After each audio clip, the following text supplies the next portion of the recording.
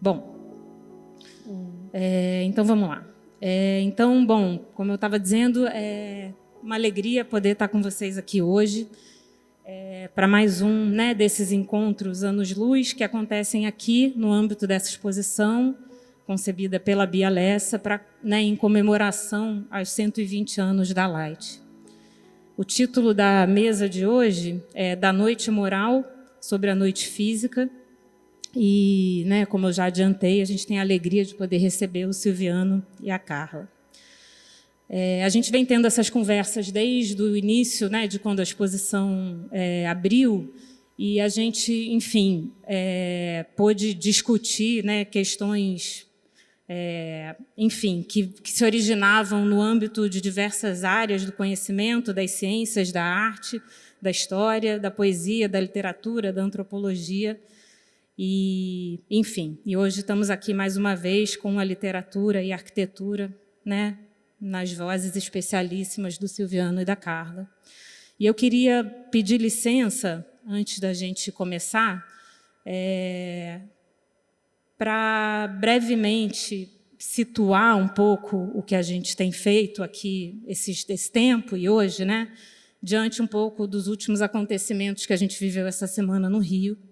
E queria retomar brevemente um pequeno trecho de um texto do Silviano, de 1980, Vale Quanto Pesa, onde ele pensa um pouco sobre o desafio do intelectual brasileiro diante daquilo que nos constitui quanto país. E também um pequeno trecho, e acho que eles se conectam de alguma maneira, da fala do historiador e sociólogo Lucas Pedretti, que esteve aqui com a gente, enfim, onde ele fez um pouco uma certa análise do desenvolvimento urbano do Rio. Então, ainda que essas reflexões se situem em momentos bastante diferentes da história, elas se conectam aqui, nos situando um pouco para a gente poder começar. Então, o Silviano dizia assim, são trechos, tá? Dentro de uma perspectiva etnocêntrica, a experiência da colonização é basicamente uma operação narcísica, em que o outro é assimilado à imagem refletida do conquistador, confundido com ela, perdendo, portanto, a condição única de sua alteridade. As descobertas marítimas da época moderna e a posterior ocupação das terras descobertas pelos europeus serviram não só para alargar as fronteiras visuais e econômicas da Europa, como também para tornar a história europeia em história universal. Tal processo de uniformização das diferentes civilizações existentes no mundo, tal processo de ocidentalização do recém-descoberto, passou a dirigir os desígnios das organizações sociopolíticas e econômicas do Novo Mundo, instituindo a classe dominante como detentora do discurso cultural, discurso europeizante, inclusive nas constantes e sucessivas assimilações cordiais da diferença indígena ou negra. A cultura oficial assimila o outro, não há dúvida, mas ao assimilá-lo, recalca hierarquicamente os valores autóctones ou negros que com ela entram em embate. No Brasil, o problema do índio e do negro, antes de ser a questão do silêncio, é a da hierarquização de valores. E aí eu sigo retomando o Lucas, já num momento da história mais recente, ele diz assim, quando a República começa no Brasil, uma das tarefas principais que seus dirigentes assumem é exatamente a de tentar inserir o país nesse mundo dito moderno e civilizado, por meio de um apagamento do passado recente e da remodelação do país, em todos os sentidos, a imagem e a semelhança daqueles que eram vistos como o ápice do progresso. E aí ele está falando mais especificamente da história do Rio. Um dos exemplos que melhor expressa o modo como isso se deu na prática é o das reformas urbanas vivenciadas pelo Rio de Janeiro no início do século, sob a gestão do Pereira Passos. O núcleo orientador dessas reformas era a ideia de que a cidade, a capital dessa república que se queria civilizar, precisava se transformar fisicamente, fazendo desaparecer os resquícios do mundo colonial. Para além da abertura de grandes avenidas e a construção de prédios que copiavam o estilo arquitetônico em voga na França, a chegada e a disseminação de duas novas tecnologias parecia expressar a chegada definitiva do progresso e da civilização. A substituição dos antigos lampiões por postes de luz elétrica e a substituição dos bondes puxados por burros para os movidos à energia elétrica. Mas essa chegada das luzes, metafóricas e literais, não foi feita sem deixar seu rastro de escuridão. Entre os episódios que marcam as tensões desse projeto, de impor uma certa ideia de civilização de cima para baixo, está a famosa revolta da vacina, ocorrida em 1904, mas 5 anos depois, uma grande revolta popular se deu, por exemplo, contra o serviço dos bondes elétricos, que eram alvo de diversos tipos de críticas por parte da população. Para além dos graves acidentes que vinham acontecendo, havia a reclamação de que, apesar do aumento da velocidade dos bondes, tinha havido uma diminuição significativa do número de veículos circulando. Ou seja, a modernidade resultava não em uma diminuição das distâncias e do tempo, como prometido, mas o contrário. Toda essa remodelação urbana do Rio de Janeiro resultou, ao fim e ao cabo, uma expulsão dos mais pobres, em grande parte negros, do centro da cidade. A expulsão física era complementada por uma exclusão simbólica.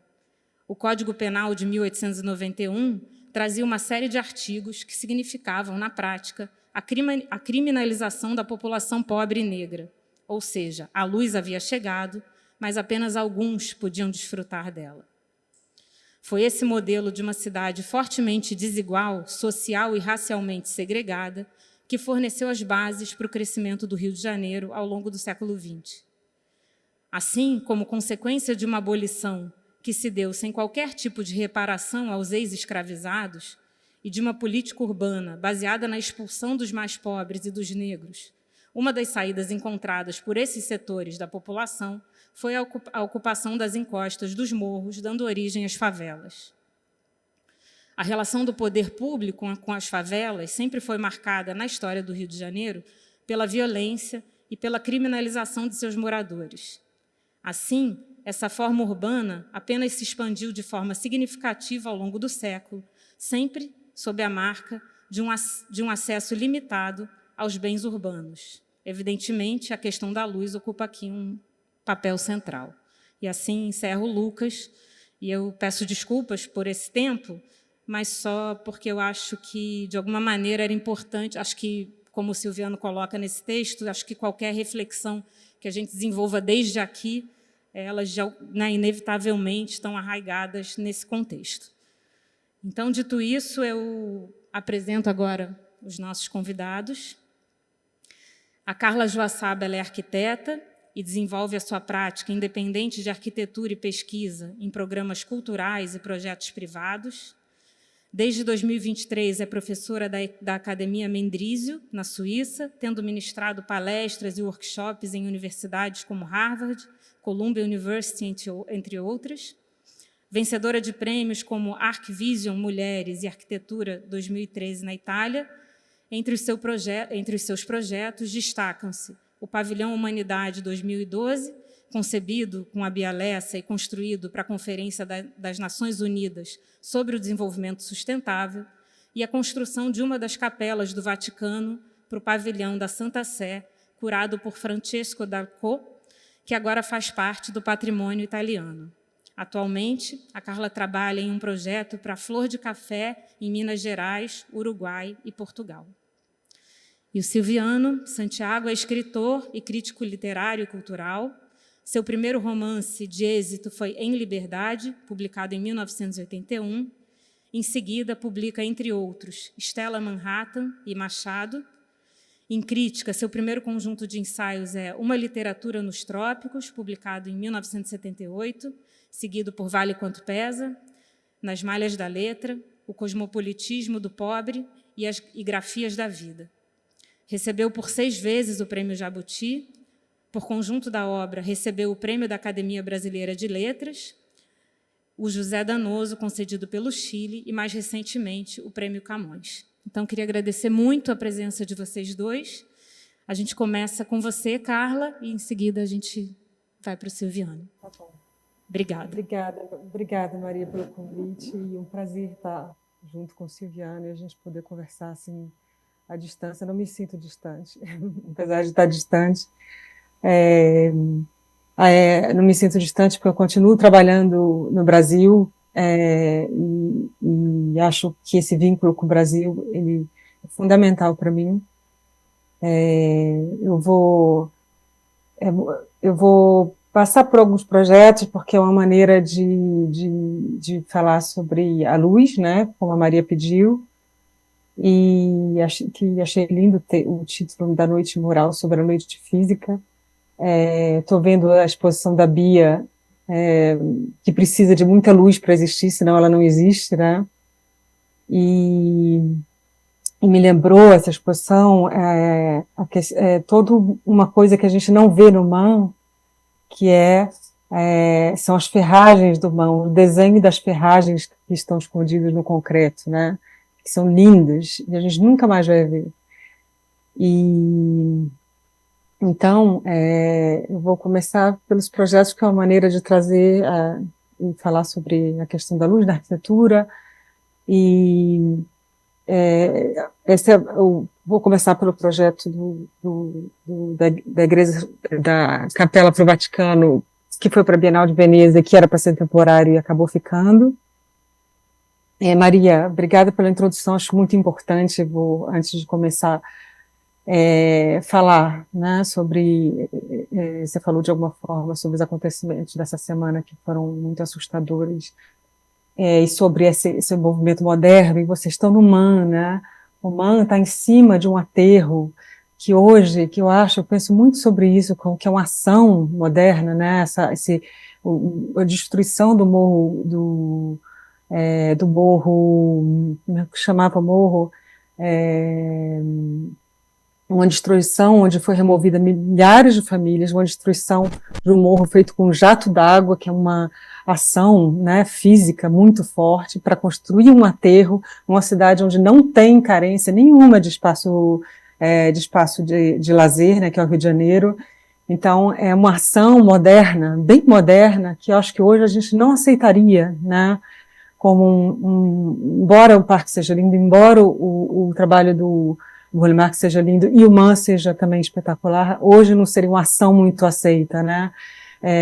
De derrubar um morro, de derrubar, de remover famílias e tudo. Então, as ações modernas, eu acho que é bom pensar sobre elas, né? Porque elas não deveriam acontecer de novo, né? Embora tenha toda uma beleza com isso que veio, mas que não existia uma consciência nessa época desse movimento, né, dessa ação tão agressiva que surgiu na era moderna, nesse movimento moderno, como afirmação, né, dessa modernidade que você falou, enfim, eu acho que é importante falar que vocês estão aí no MAN, e a Maria trouxe esse assunto. Então, eu vou falar sobre os projetos, porque é uma maneira de falar sobre o tema da luz, e sobre matéria, né? E sobre... Então, foi um projeto que aconteceu em 2008, convidado pelo Francisco Delcor, 10 arquitetos foram convidados para construir 10 capelas, e fico sim, muito feliz com esse convite, porque eu nem conhecia o Delcor, recebi o convite, e ele mandou esse vídeo para mostrar esse vídeo, porque é bonito, porque eu não conhecia ele falou assim, olha, o lugar é esse, aí mandou esse vídeo, que é um vídeo de luz, né?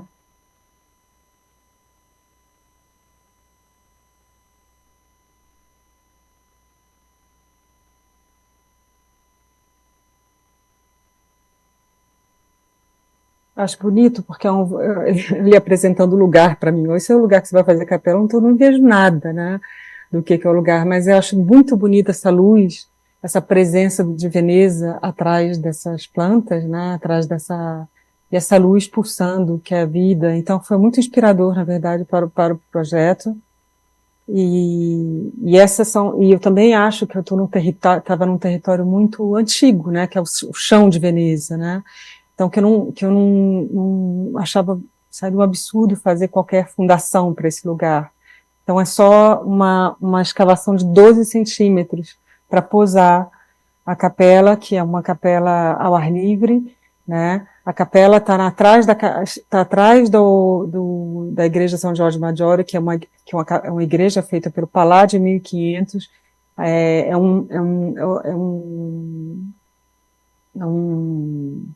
para o Vaticano, né? Porque é para o pavilhão do Vaticano. Então, assim, essa questão da luz, né, na Igreja Católica, eu acho que essa verticalidade que tem a Igreja Católica com essa luz que vem de cima, na verdade, ela é muito opressora, né? Ela não é encontro com Deus, eu acho que ela é muito opressora, muito diferente por exemplo, para comparar com o espaço religioso, né? Por exemplo, a Mesquita de Córdoba, que é uma beleza, que são esses milhares de pilares que tem uma luz muito sutil, que só umas pequenas janelinhas, e é muito horizontal, então é um infinito, né? Você não vê nunca o fim, a não ser que você vai lá tocar e descobrir que é finito, você vai até o fim para descobrir que é finito, né? Então eu acho que a Igreja Católica ela tem isso de opressor na sua história, né? E na sua composição física, eu acho que é uma. Então, fazer uma capela para o Vaticano foi uma questão, assim, o que fazer? Então, é a única das 10 capelas que não tem teto, que não tem teto, que não tem parede. Mas também, por não ter teto e parede, eu acho que é um projeto de arquitetura, não é uma escultura, não é uma instalação, porque você senta para um programa muito antigo, você senta num banco não confortável, que é esse que essa moça está sentada, para olhar a cruz que é o sofrimento. Então, é uma capela, e eu acho que tem uma comunhão, na verdade, a comunhão, eu gosto dessa palavra comunhão, porque é uma comunhão com a natureza, né? Então,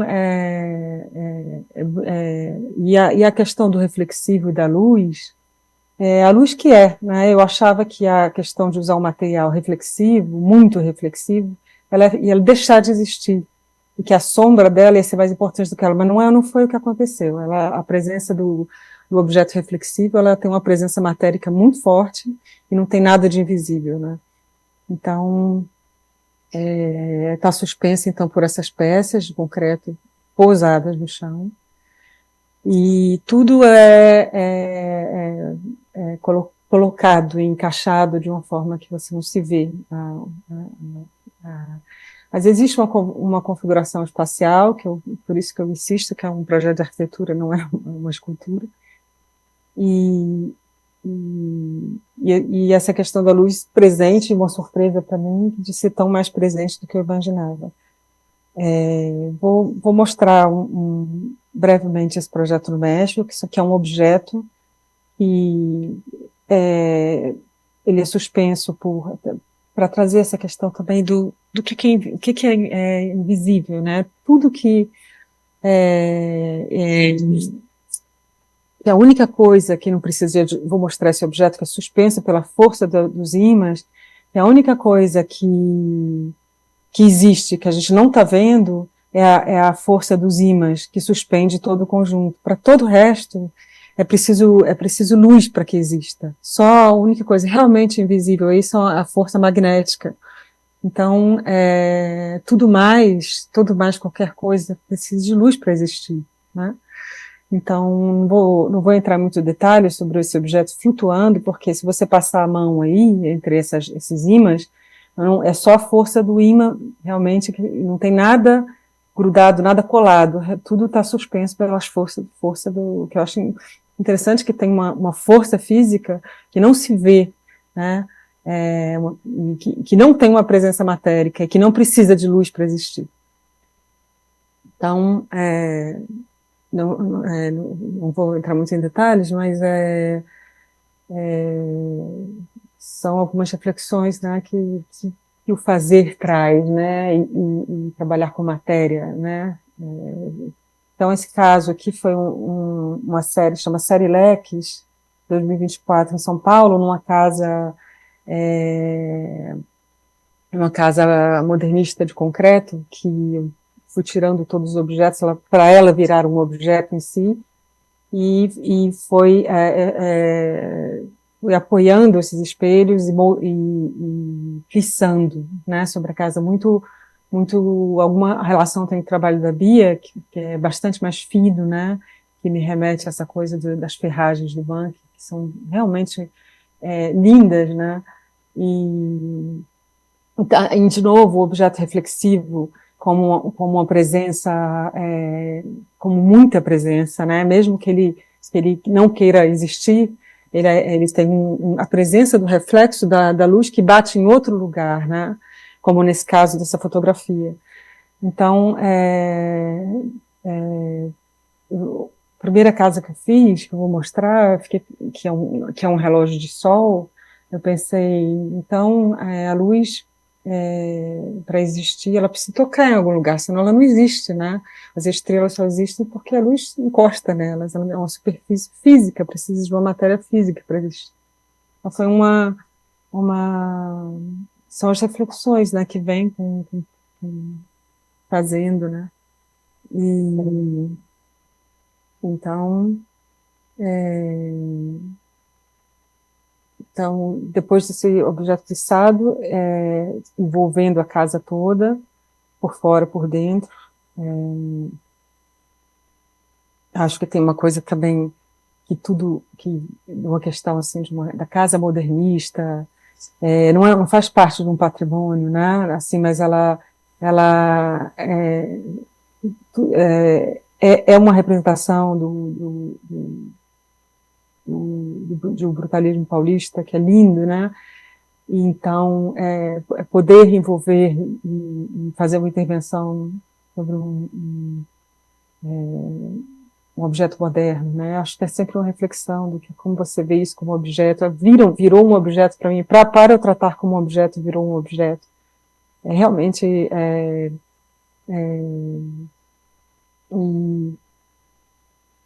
e sobre a luz na escala doméstica, eu acho que é tão diferente, é uma luz que vem para acolher, esquentar, que tem a presença da sombra do invés do rio, né, tem essa envolvida pela natureza, então tem essa presença, essa arquitetura doméstica, lidar com a luz é muito mais bonito, né, porque é só para aquecer, né.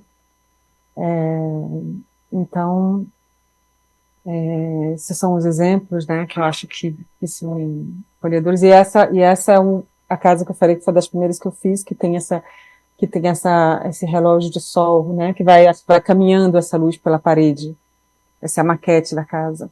E foi quando eu pensei, falei, nossa, mas para que essa superfície física precisa existir para que o relógio de sol obviamente exista, mas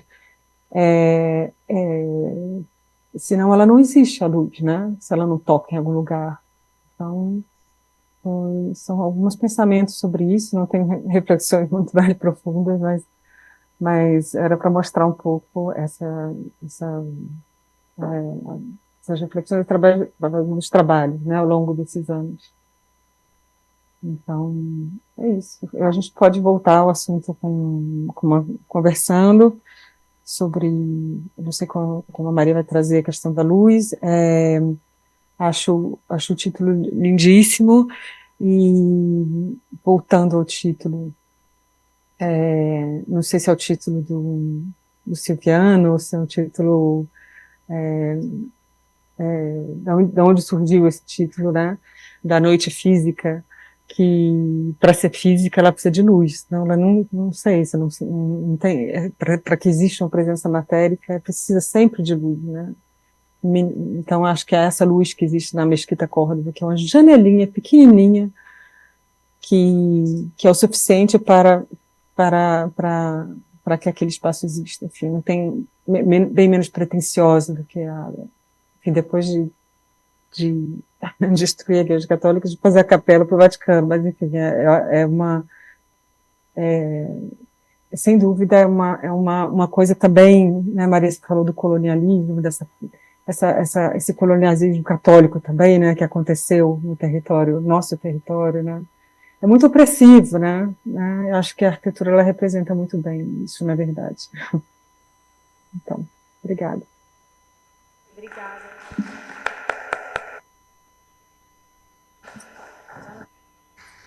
Alô?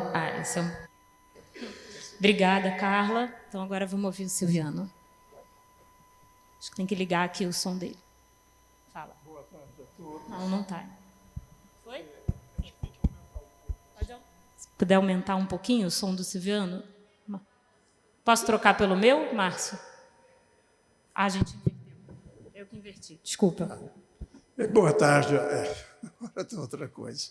Boa tarde a todas e a todos. E, antes de mais nada, eu queria agradecer a Bia Lessa pelo convite que me fez para me apresentar aqui a vocês e apresentar, né, uma tentativa de querer compreender, né, em literatura o que poderia significar, não é, anos-luz.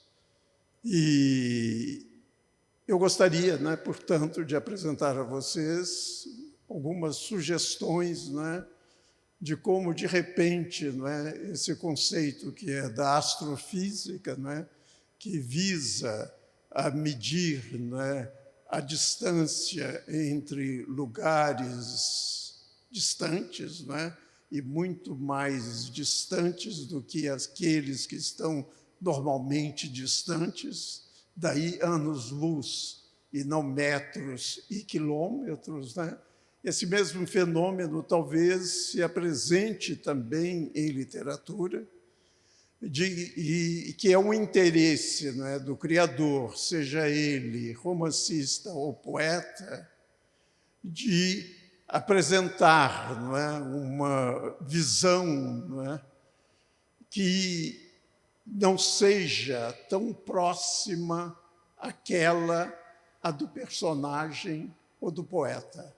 Ou seja, uma tentativa de inserir o poeta ou o escritor romancista, não é, o ficcionista, em outros lugares, não é, que não aqueles a que estamos acostumados a inseri-los.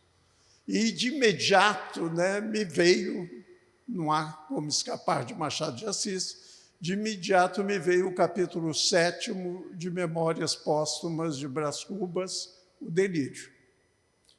O delírio é exatamente o narrador, às vésperas da morte, ele tem este delírio em que ele monta no hipopótamo e vai até o início, né, a origem, né, a origem do ser humano, que é Pandora. Então, o hipopótamo, não é, caminha com ele até Pandora, que é um mito, né, o mito de Pandora, a primeira mulher, não é, a primeira mulher idealizada, inventada, né, e, em seguida, ele volta, não é, até o final do mundo, não é? Quer dizer, essa viagem extraordinária que nós já encontramos, não é? Que é uma visão, não é, de mundo que é dada por anos-luz, que é dada pela imaginação, pela criação de Machado de Assis. E ela se reduz apenas a um capítulo, mas é um capítulo fascinante, porque o personagem principal, possivelmente, do romance, não é tanto o narrador, mas é Virgília. E Virgília, não é, se torna interessante também dentro desse universo totalmente inédito de Machado de Assis, porque Virgília é uma mulher que consegue a sua autonomia, a sua soberania, porque ela tanto mantém relações com o marido, o Lobo Neves, como com o amante. E ela se dá bem tanto com o marido como com o amante. Quer dizer, ela é dona do seu próprio corpo.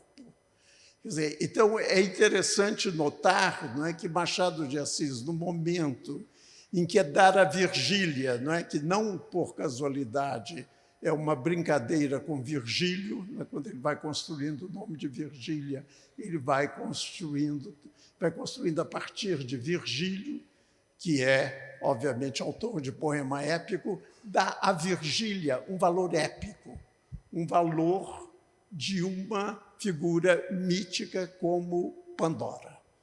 Quer dizer, então, não é gratuito quando um romancista, não é, se distancia do Rio de Janeiro, do Brasil imperial, não é, e traz para o seu romance não só um narrador que é o amante, isso é muito pouco notado nas leituras de Machado de Assis, não é? Em geral, o amante, não é, no triângulo amoroso, no triângulo sexual amoroso, não é, é uma figura pouco interessante, né? Simplesmente uma pessoa, um homem, não é?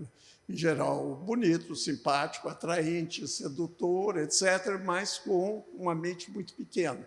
E o upgrade, né, que Machado de Assis dá à figura do amante. Não é? Não existe, eu acho, personagem mais inteligente na literatura brasileira do que Brás Cubas, que, no fundo, é um amante. Ele não é o marido. E o marido, por sua vez, também tem um upgrade, que, em geral, no romance flaubertiano, é a figura mais ridícula do romance. Flaubert vai dizer, não é, que tinha uma conversa tão chata quanto uma calçada de rua.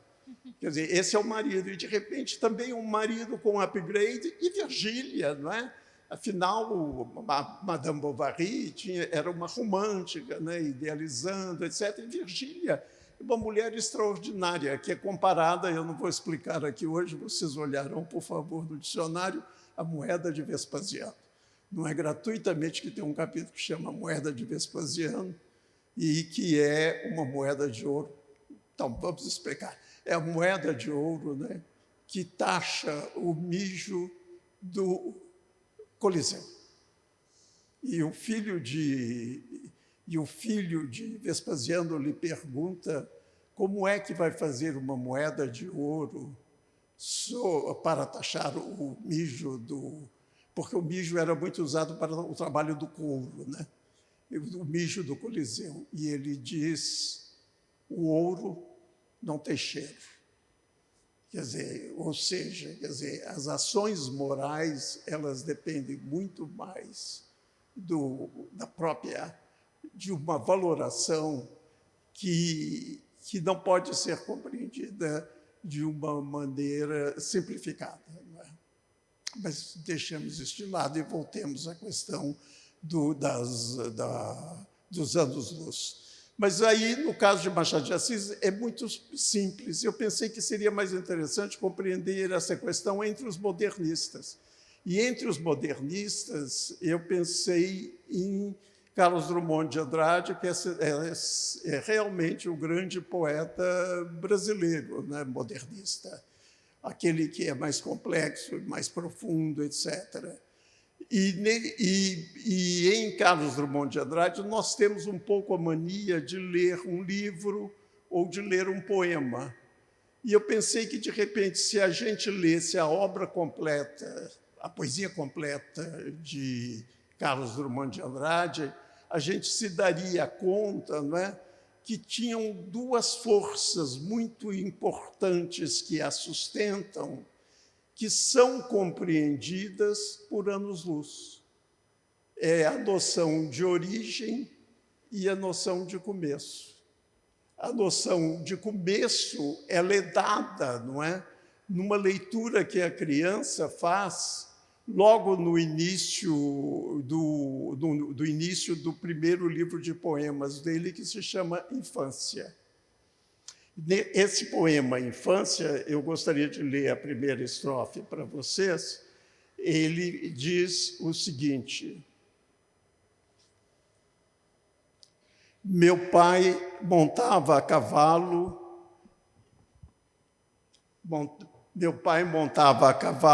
e ia para o campo. Minha mãe ficava sentada cozendo. Meu irmão pequeno dormia. Eu, sozinho, menino,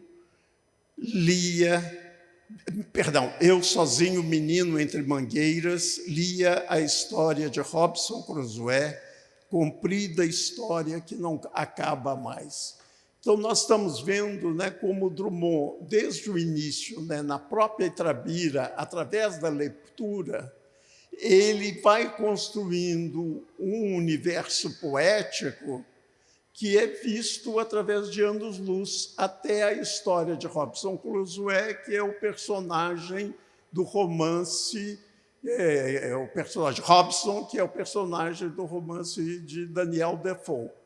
E essa leitura, então, a meu ver, ela mostra, não é, o interesse de Drummond de tentar compreender, não só Itabira, mas uma Itabira também onde ele se distancia do núcleo familiar, o pai, que vai para a fazenda, a mãe que fica cozendo, e o menino e o irmão mais novo que dormia. Ele vai para o quintal e, debaixo de uma ilha, a Ilha das Mangueiras, né, uma ilha entre mangueiras, ele lê a comprida história de Robinson Crusoe. E quando a gente pensa um minuto em Robinson Crusoe, a gente se dá conta, não é, de que ele é o mito de começo, assim como Pandora era um mito de origem. Ele é um mito da luz, ele é um mito iluminista. Ele é aquele que, tendo naufragado, é obrigado, né, a se recolher a uma ilha deserta, onde ele recomeça toda a civilização. Esse recomeço da civilização não parte do passado, ele parte do zero. É esse zero que é pura invenção, né, que tem de ser pura invenção, é que vai construir a possibilidade de sobrevivência dele dentro da ilha e ele se apresentar, e ele conhecer, né, até mesmo um outro, que é Sexta-feira, a própria alteridade. Quer dizer, o interesse, então, em perceber é que o iluminismo, quer dizer, já que estamos falando de luz, né, a importância do iluminismo para Carlos Drummond de Andrade e para os modernistas é de enorme importância e aparece sobre esse mito, não é, de Robinson Crusoe, construir tudo a partir do zero.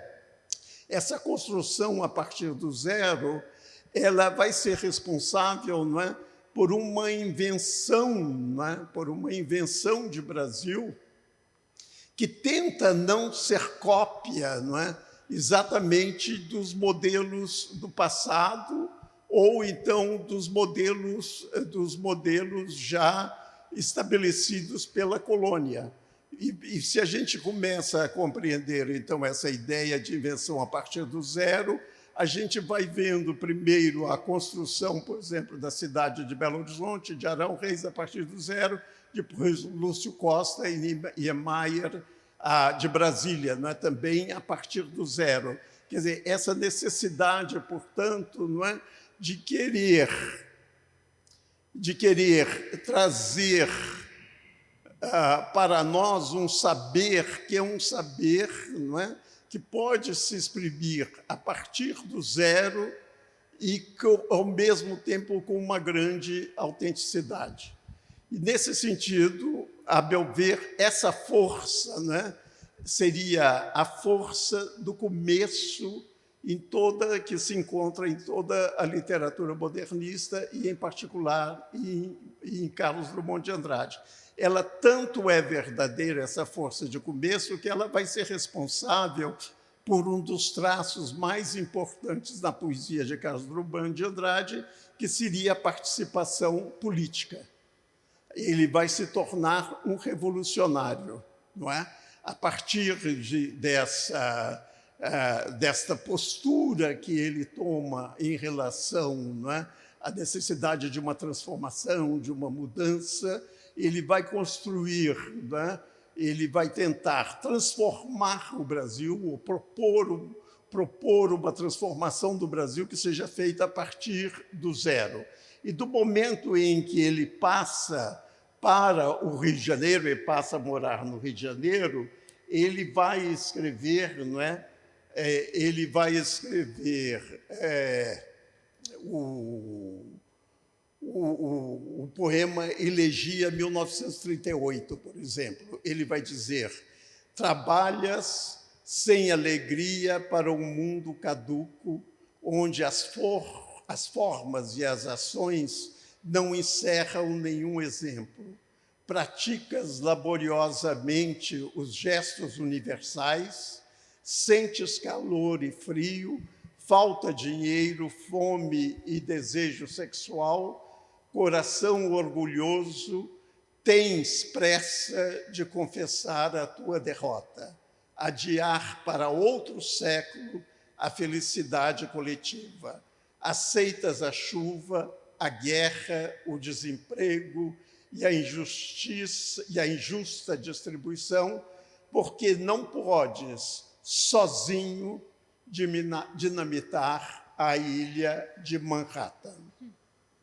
Então, neste momento também começa a surgir na poesia de Carlos Drummond de Andrade a figura do operário, quer dizer, que nada tem a ver, não é, com a classe social a que ele pertence, não é? E um dos poemas mais interessantes vai ser O Operário na Rua.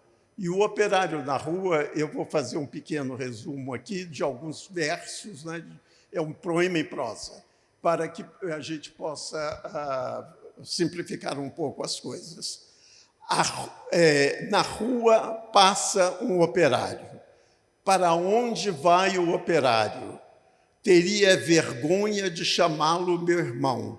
Ele sabe que não é, nunca foi meu irmão, que não nos entenderemos nunca, e me despreza. Ou talvez seja eu que me despreze aos seus olhos. Sim, quem sabe se um dia o compreenderei. Quer dizer, nós estamos vendo, eu acredito, não é, como na poesia de Drummond, caso a gente não leia poemas soltos, caso a gente tente compreender uma determinada luz, uma determinada força, uma determinada energia que começa, não é, com Jean-Jacques Rousseau, no fundo, não sei se devem saber, não é, que em pedagogia, não é, Jean-Jacques Rousseau é aquele que vai dizer que todas as crianças devem ler Robinson Crusoe. Por quê? Porque Robinson Crusoe é o ideal da própria educação da criança, de pouco a pouco, a partir do zero, ir inventando a sua própria vida, não é? E, no caso, né, esses anos-luz, se nós os vemos na obra de Carlos Drummond de Andrade, e não apenas lemos um verso, ou lemos um poema, ou um livro, mas começamos a perceber essa linha de força, não é? Essa linha de força do começo, de um começo que tem que ganhar grande autenticidade, não é? E que vai pouco a pouco ganhando o quê? As cores, não é, do pensamento marxista. Isso que é importante, a meu ver, a gente perceber como é que o pensamento marxista vai chegando na poesia de Carlos Drummond de Andrade a partir de uma ideia de origem, a partir de um zero, não é? Que é constitutivo da própria identidade do sujeito. E essa identidade do sujeito ela vai se ampliando, não dá para citar todos os poemas, mas eu apenas convidaria vocês a lerem, né, ou a relerem a obra de Drummond, né, percebendo como insensivelmente essa força vai construindo esses poemas até Rosa do Povo. E quando chega a Rosa do Povo, não é, de repente, esse mundo solar, não é? Esse mundo da luz, esse mundo iluminista, esse mundo revolucionário, ele começa a perder os seus tons mais fortes e a voltar para a uma outra força que trabalha juntamente a essa, que é a do começo, que é a da origem.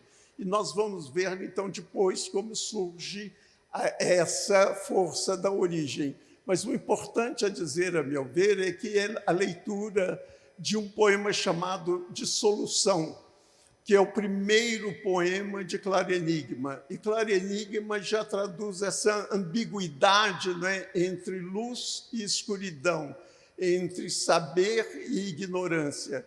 Porque se é claro, não é enigma, se é enigma, não é claro. E o primeiro poema chama exatamente de Solução. E os primeiros versos dele são: pois que aprouve ao dia findar, aceito a noite, e com ela uma ordem outra de seres humanos. Não, aceito a noite, e com ela uma ordem outra de seres humanos. Não acendo a lâmpada. Quer dizer, ele não acende a lâmpada, ele quer conviver, não é, com esses seres humanos. E aí nós percebemos que já desde Viagem na Família, que é um poema antigo de Drummond, existe uma outra força, que é a força do começo, da origem, perdão, que é aquela que nos é dada pela tábua da lei mineira de família.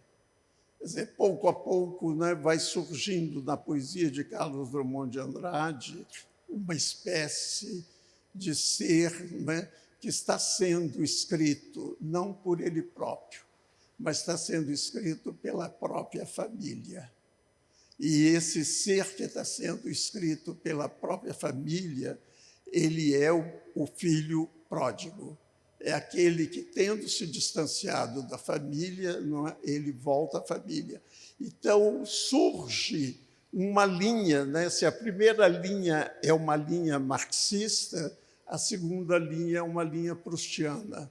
Ele sai à la recherche du temps perdu, em busca do tempo perdido, e descobre que não adianta ele pensar que ele tem a sua própria força, porque ele está sempre sendo, ele desde sempre foi sendo escrito pelos antepassados.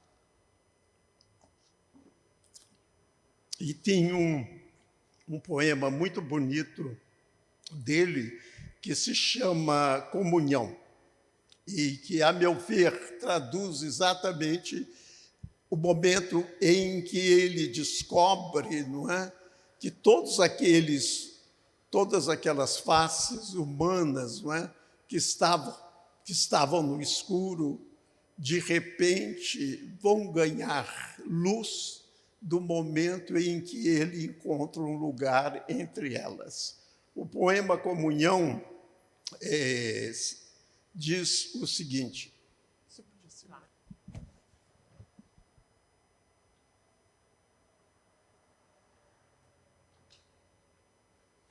quer que eu te ajude com as folhas? Só? Todos os meus mortos estavam de pé em círculo, eu no centro. Nenhum tinha rosto, eram reconhecíveis pela expressão corporal e pelo que diziam no silêncio de suas roupas, além da moda e de tecidos. Notei um lugar vazio na roda. Lentamente fui ocupá-lo.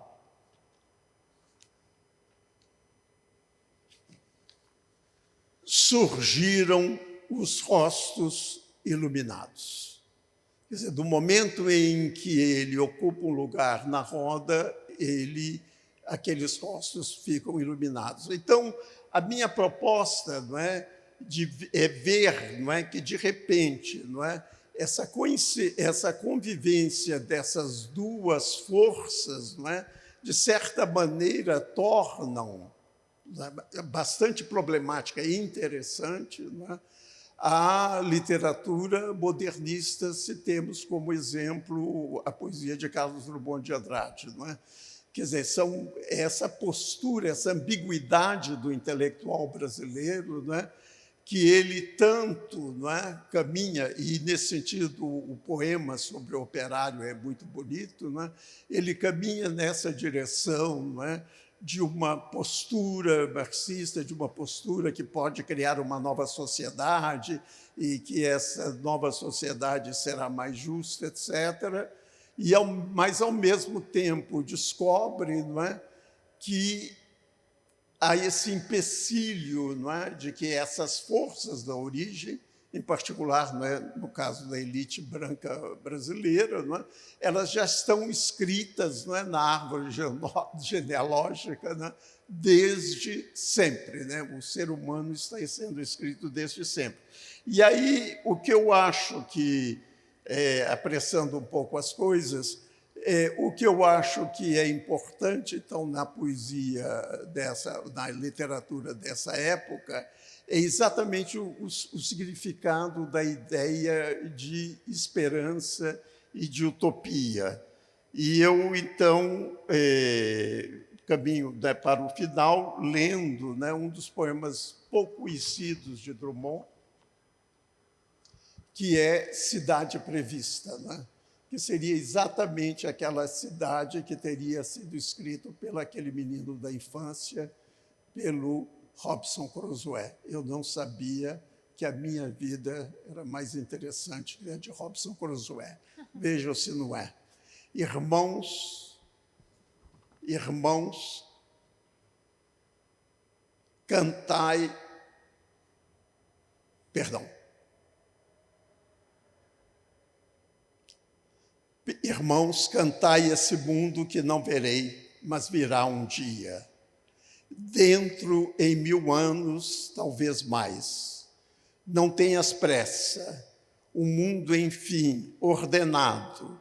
Uma pátria sem fronteiras, sem leis e regulamentos. Uma terra sem bandeiras, sem igrejas, nem quartéis, sem dor, sem febre, sem ouro, um jeito só de viver, mas nesse jeito a variedade, a multiplicidade toda que há dentro de cada um. Uma cidade sem portas, de casas sem armadilha, um país de riso e glória.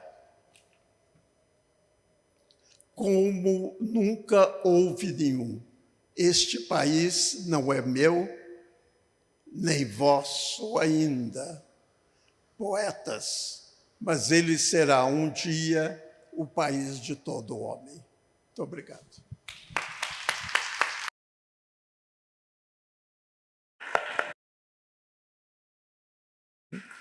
Alô. Obrigada, Silviano, muito obrigada.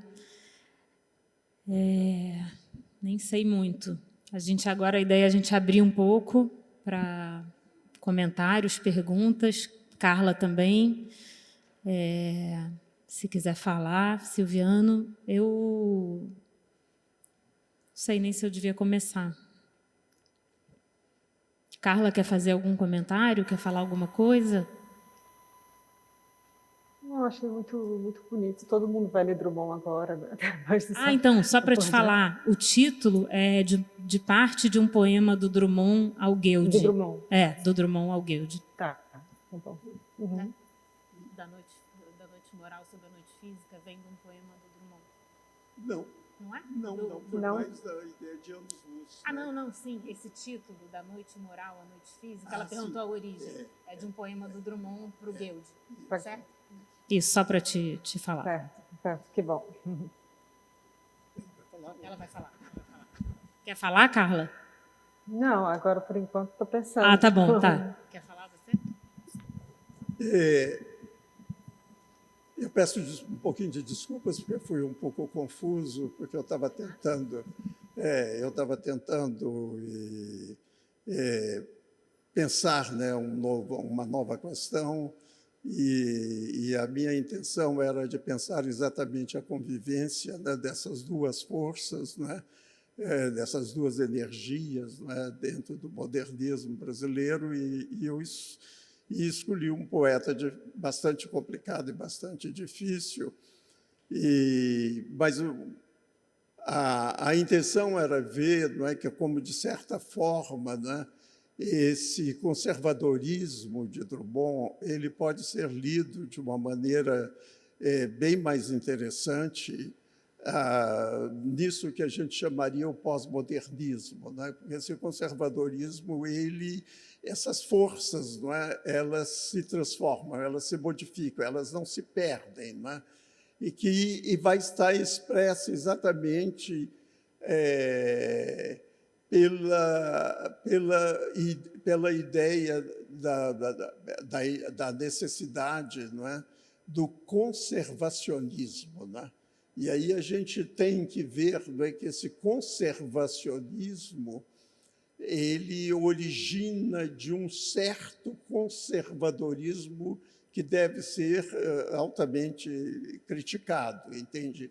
Mas, no entanto, ele vai ser responsável pela figura pela criação, não é, do patrimônio, né, histórico e artístico, a preservação das cidades brasileiras, né?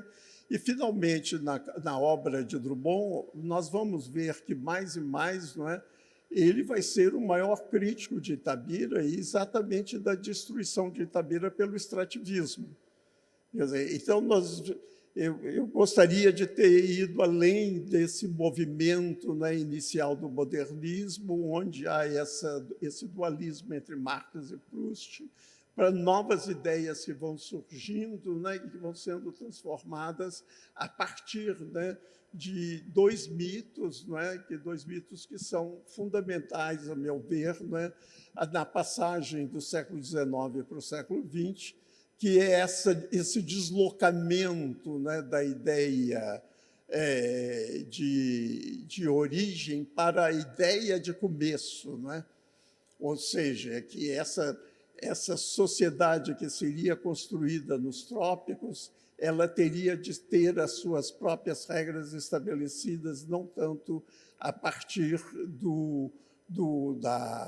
da tradição ocidental, mas seria a partir, não é, da liberação daquelas forças, não é, que foram daquelas duas forças culturais que foram destruídas, né, pelo extermínio, pelo genocídio indígena e pela escravização do africano, né? Quer dizer, essa seria uma intenção mais ampla de começar, não é, a mapear o modernismo com uma finalidade outra, que seria a de pular para o presente. Então, eu só queria fazer essa pequena nota.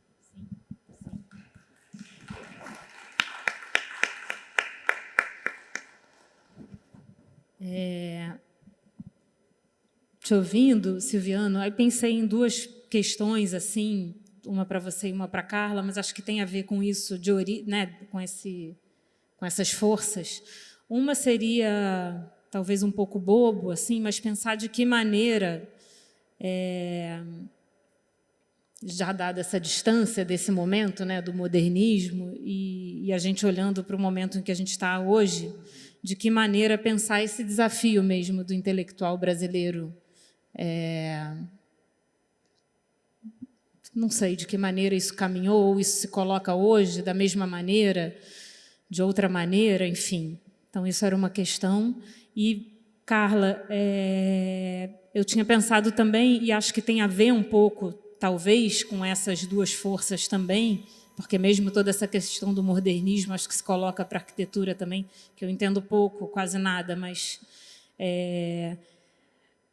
de que maneira isso mobiliza o seu trabalho, assim, no sentido de uma certa busca por uma irredutibilidade, né? Então, a capela tem só os bancos e aquela, assim, o mínimo, né? E, ao mesmo tempo, uma espécie de essência dessa comunhão com a natureza, mesmo os projetos de casas, assim, né?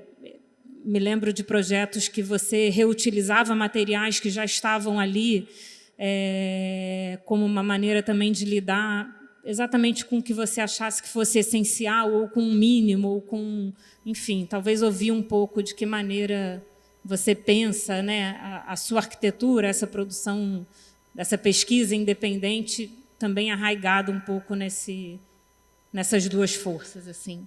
Então, não sei, quer falar você primeiro? Quer falar? Pode começar, Carla, você? Vai lá. Posso. Acho que a gente pode até falar do pavilhão, né, da humanidade, junto com a Bia. Que eu acho que todas a arquitetura, então, é realmente uma ação, né, mesmo que a gente não queira, por mais invisível que você queira ser, é uma ação. Então, vem essa questão do moderno sempre, né, porque a gente tem uma educação modernista na escola até hoje. A escola, a arquitetura, ela é moderna como ação de transformação do território. Por isso que eu dei o exemplo do lindo aterro do Flamengo, né, como uma ação moderna extremamente agressiva, né, e que a gente tem que parar para pensar, porque é lindo, mas o que tem, né, o que é esse lindo, o que ele representa hoje, como, por exemplo, o Jardim do Burle Marx hoje, ele tem uma necessidade imensa de manutenção por ter questões, por não ter o que ele tanto desejava aí, que era um viveiro de plantas dentro do parque, né, para manutenção do próprio parque. Mas, assim, eu acho que são essas ações modernas, né, a própria Fundação de Brasília, no mesmo deserto, esse deserto é o zero, né, esse zero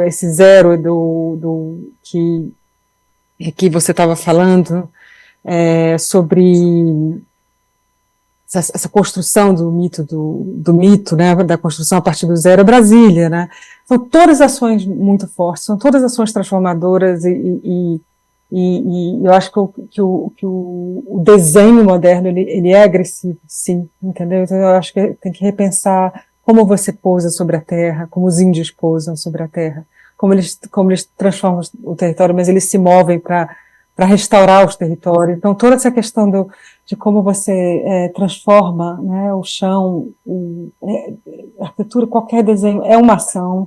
Então, a primeira ação da arquitetônica é a transformação de um chão, né? Então, você volta à arquitetura indígena e fala, não existe hoje até um mapeamento, né, dos traços indígenas na Amazônia, que é lindo esse mapeamento, que deixaram traços bem delicados no chão, pouco mais de 12 centímetros, mas são traços muito delicados, né? Então, o desenho moderno, ele é ensinado até hoje na escola, ele não é pensado dessa forma, né, como ação que desmontou o Morro do Castelo, né? Agora eu lembrei do Morro do Castelo inteiro com jato d'água, são ações muito agressivas, né? E que são ensinadas até hoje, né? A escola ela ainda é muito moderna, né? Não todas, eu digo assim, tem muita gente pensando direito, mas o desenho, quando ele surge já questionando a ação moderna, né? Uma reação, sempre uma reação à questão então, eu acho que tem isso, essa tentativa, né, da não presença de um chão com 12 centímetros de fundação, como um índio faria, né? Então, isso você pode tirar dali, o chão se restaura, né? Se fosse sair dali, acabou ficando. Mas, enfim, acho que é preciso que essa reflexão esteja no nosso dia a dia, no nosso desenho, sabe? Então, é isso. Acho que outra qualidade, vamos dizer, do modernismo brasileiro, sobretudo em São Paulo, né, o MASP, a arquitetura paulista, a qualidade desse chão que eles deixam entendido como um chão público, eu acho isso muito bonito na arquitetura brasileira. Essa é a parte moderna que eu acho mais bonita, e que na arquitetura brasileira é mais presente, é o chão entendido como um chão público. Então o chão do MASP, ele é o chão de manifestação, de dança, de tudo, né? Então, isso eu acho a parte mais linda do modernismo brasileiro, quando o chão é entendido como espaço de todos. E isso fica, né? Isso fica na arquitetura moderna paulista, isso se repete lindo, sempre como uma afirmação. Não é uma repetição de um desenho, é a repetição de uma afirmação de um ideal, né, do chão, de um chão político e comum a todos. Isso eu acho muito bonito, isso a arquitetura paulista mantém, repete como um statement, né, como uma como é que fala mesmo? Como uma, não afirmação, mas como uma ação quase política, né? Acho bonito essa repetição. Acho que esse é um traço brasileiro que é importante também reconhecer, moderno, como o único país que tem isso, talvez. Não tem ninguém que entenda o chão como arquitetura brasileira, né? Isso é bonito. Mas tem essas ações modernas, territoriais, que foram muito brutais, né? Que eu acho que a gente tem que pensar o tempo todo, não pensar porque passou e já está feito, que a gente não tem que pensar, né? Toda a questão da água de Brasília, eu acho uma questão tão que o Lúcio Costa trouxe essa invenção dessa água de Brasília. De onde vem? Aonde foi parar? Que transformação de território é essa através da água? É imensa, né? É um projeto tão ambicioso. E cadê a biodiversidade nessa água? Não, existe muito pouco, entendeu? Talvez seja uma questão. Aí entra a questão de questionar o modernismo. Então, por que não tem essa biodiversidade? Porque as bordas não tem a mata que chama essa mata que necessária, né? Tem que questionar então as ações modernas e ir mudando também, né? Então tem que questionar, infelizmente, o Jardim do Bosque Marx, ou inserir o projeto dele de um grande, um imenso e que pode ser lindo no aterro do Flamengo, é a manutenção do próprio parque pelas plantas que estão nascendo no próprio parque, que é o viveiro de plantas, que é o sonho não realizado do Burle Marx. Então, assim, são coisas que estão muito vivas, né? A biodiversidade da água de Brasília que não existe, a manutenção de um parque como esse, são coisas foram feitas há tanto tempo, mas são muito vivas e muito que a gente tem que questionar, né? São presentes na nossa vida, é isso que eu quero dizer. Tão vivas que essa manutenção é necessária, né? Então isso, acho que tá tudo em volta da gente, esse modernismo está muito presente, né? É muito presente. Então, como reagir a ele, isso, talvez seja essa reflexão como arquiteta, né?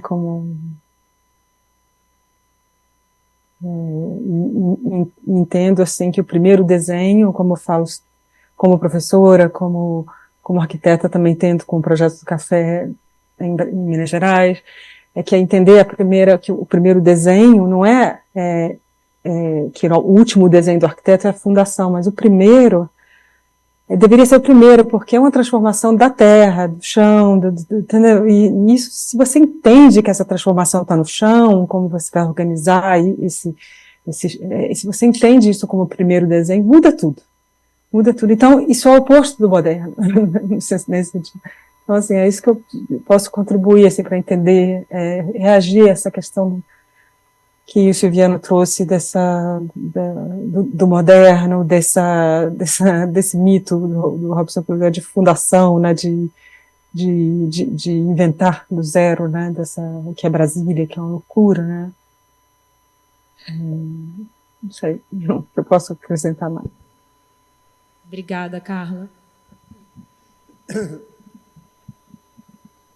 Quer dizer, você colocou uma questão, né, que me coloca mais em jogo do que propriamente o tema, né? Quer dizer, então eu teria que falar um pouco como a geração a que eu pertenço, né? Quer dizer, a grande novidade que a minha geração traz, do ponto de vista de uma compreensão intelectual do Brasil, é de ter descoberto o período colonial. Essa parece uma coisa meio óbvia, mas vocês não podem imaginar o que é você conhecer o Brasil exatamente através do mito do começo. Quer dizer, você conhece o Brasil a partir do século XVIII, desconhecendo, ao mesmo tempo, tudo que tinha sido feito, ou tudo que tinha acontecido, não feito, tudo que tinha acontecido desde 1500. Quer dizer, e essa descoberta do período colonial, ela é interessante já numa perspectiva, a meu ver, mais planetária, não universal, que é exatamente isso que estará sendo colocado em questão, é a ideia de universal, que é colocada pelo começo e a origem. Ali está colocada uma ideia de universal, que é uma ideia que não é planetária, é a ocidentalização do mundo, não é?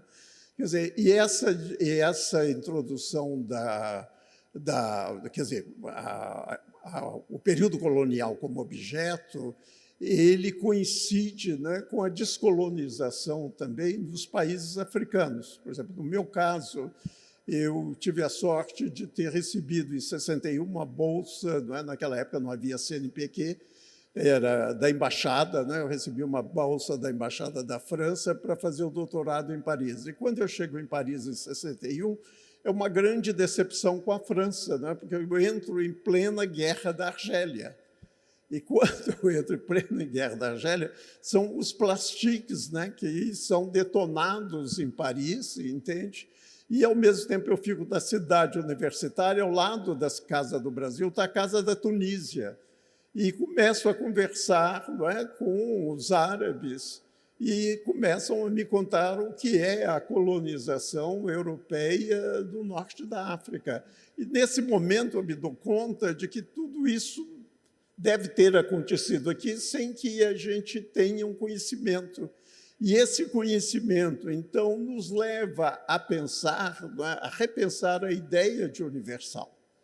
Quer dizer, a ideia de universal que tínhamos é uma ideia de ocidentalização, né, de uma compreensão ocidental do mundo que não coincide exatamente com a possibilidade democrática da coexistência no planeta de diversas, né, culturas diferentes e que podem ter um diálogo entre elas, que não é apenas essa diferença entre Ocidente e Oriente, né, são diferentes culturas dentro do Ocidente, dentro do Oriente, que vão sendo apagadas de um lado e de outro. Então, a nossa tendência foi de começar a ler, a compreender a cultura brasileira exatamente a partir da Carta de Pero Vaz Caminha.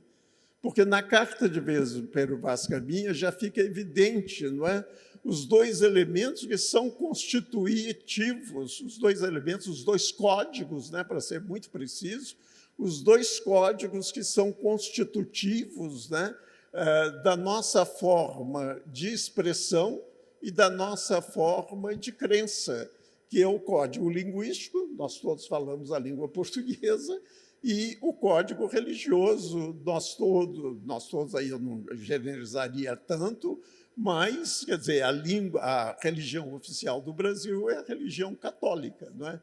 Quer dizer, então, nesse sentido, então, essa é a descoberta, não é? Como é que nós poderíamos questionar, então, esse centramento europeu? Não é ser contra a Europa, entende?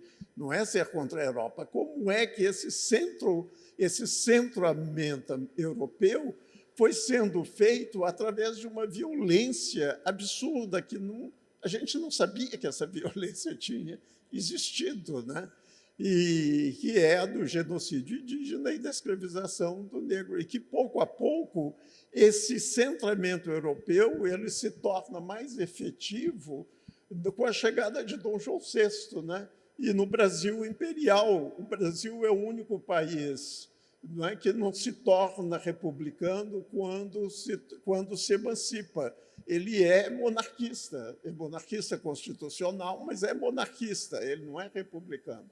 E não é, então, a família de Bragança fica no Brasil até 1889, quer dizer, continuando, né, com a escravidão. Quer dizer, essa foi essa descoberta. Então, muito mais do que a expressão de um novo pensamento, foi a possibilidade de estabelecer um pensamento crítico. Acho que esse texto que você leu, que é de 1980, não é? Ele já traduz esse meu desejo, não é, de já não mais representar o Brasil tal como ele estava sendo representado, não é? e, ao mesmo tempo, abrir espaço. Quer dizer, é isso que nós fazemos, eu acho que o século XXI deixa isso bem claro, né? Abrir espaço para que haja uma expressão livre e que haja uma expressão autêntica e legítima dessas forças, não é? Que, pela violência, foram sendo sacrificadas no correr de 5 séculos, né? Para ser bem realista, que foram sacrificadas no correr desses 5 séculos e que hoje nós temos a possibilidade, portanto, de haver um diálogo em todos os pontos de vista, mas como nós estamos falando aqui de literatura e de cultura, não é? Quer dizer, em literatura e em cultura, nós temos a possibilidade de ver a emergência de uma geração que tem muito pouco a ver com as gerações que são anteriores, na medida em que elas estão partindo, não é, de códigos, não é, que são totalmente diferentes dos nossos códigos, tanto o código linguístico quanto o código religioso, entende? Esses 2 códigos, né, que são estabelecidos desde a principal semente que Vossa Alteza pode aqui plantar é a palavra de Deus, semen est verbum Dei. A semente é a palavra de Deus. Quer dizer, então, ao mesmo tempo que o português entra também essa religião e entra também, obviamente, o colono branco. Então, nesse sentido, seriam esses 3 elementos que vão ser constitutivos desse eurocentrismo. Mas o modernismo, quer dizer, se toca no assunto, se descreve o assunto, se fala sobre o assunto. Mário de Andrade escreveu um poema lindíssimo, 2 poemas acrianos, que é lindíssimo, mas você descreve, você toca, você se aproxima, você não expressa legitimamente esses valores. Quer dizer, eles não são constitutivos, não é, para usar a palavra, né, da sua ancestralidade, né? Quer dizer, o mito de origem nada mais é do que o que se chama, em outros termos, a ancestralidade, né? Quer dizer, é disso que nós estamos falando. E eu acho que um último livro que eu publiquei, que é Menino Sem Passado, é exatamente essa ideia, né? Que nós somos sem passado, entende? Porque o nosso passado é um passado meio falso, entende? Que soa falso, entende? Que não corresponde realmente a uma investigação mais dura, mais séria, mais profunda e, sobretudo, mais verdadeira.